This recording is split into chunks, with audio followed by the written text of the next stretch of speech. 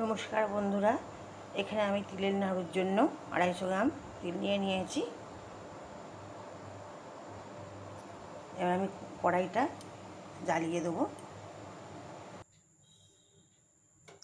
আমার এখানে কড়াইটা গরম হয়ে গেছে। আমি এবার তিলগুলো খোলায় ভেজে নেব।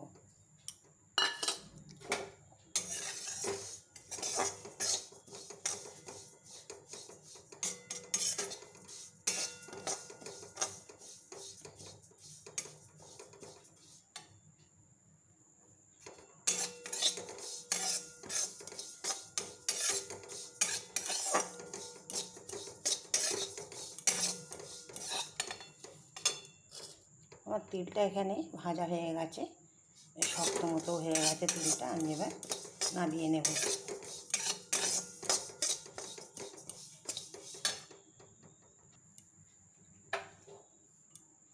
আমি এবার এই তিলটা একটা জায়গায় ঢেলে নেব।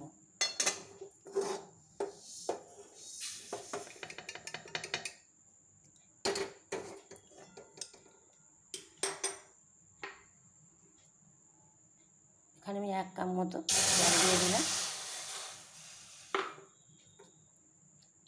ওখানে 250 তিল দিয়েছি, এখানে 200 গ্রাম খেজুরের গুড় দিচ্ছি। জলটা একটু গরম হোক,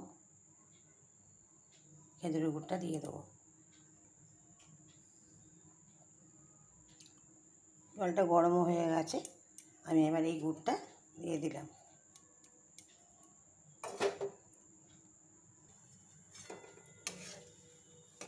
এখানে গুড়টা দিয়ে দিলাম।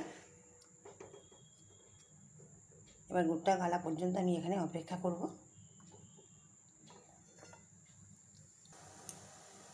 আমার এখানে গুড়টা গলে গেছে, এবার এটাকে আমি ফুটতে দেব। যতক্ষণ না হচ্ছে এটাকে আমি নেড়ে যাব এরকম করে কন্টিনিউ।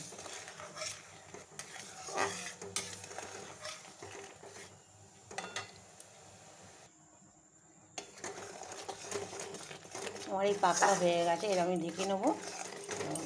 আমার পাকটা হয়ে গেছে কি গুড়ের।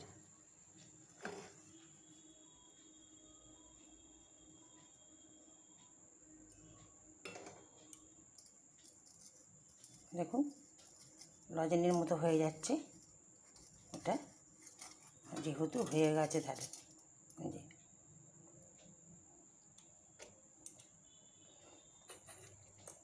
আমি এখানে এলাচ গুঁড়ো দিয়ে দিলাম। 3টে এলাচকে গুঁড়িয়ে রেখেছিলাম।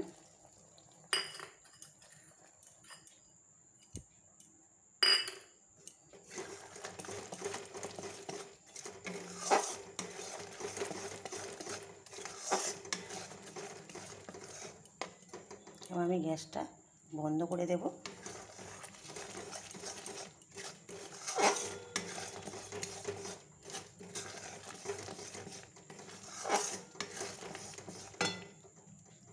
বন্ধ করে দিয়েছি গ্যাসটা।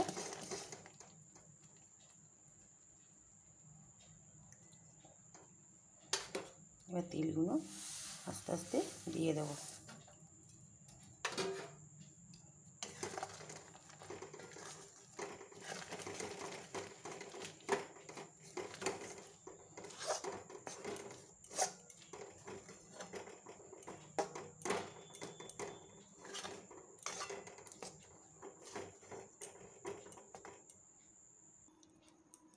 এবার কড়াইটা নামিয়ে নিয়েছি। আস্তে আস্তে করে আমি ঘিয়াত করে এটা